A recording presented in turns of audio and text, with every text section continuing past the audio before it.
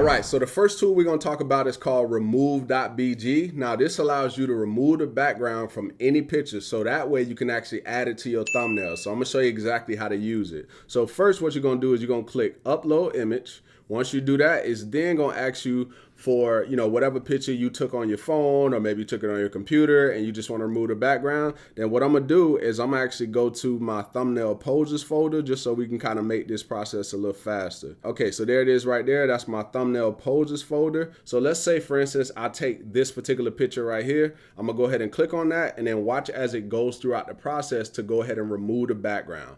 That quick, right? So at this point, you can go ahead and hit download and you can get, the smaller version, which is considered the good quality, or you can get the HD version, which is the best quality. Now, when I first started using this, I was mostly using just this one, but I realized that it's a little bit clearer, like when you just pay for like the on-the-go credits or whatever, and then you just download it and it's just gonna look a whole lot better, right? But it's up to you on how you wanna do it. You can do all the saturation and, the contrasting, so you can actually make this look good. And all you got to do is just click that button.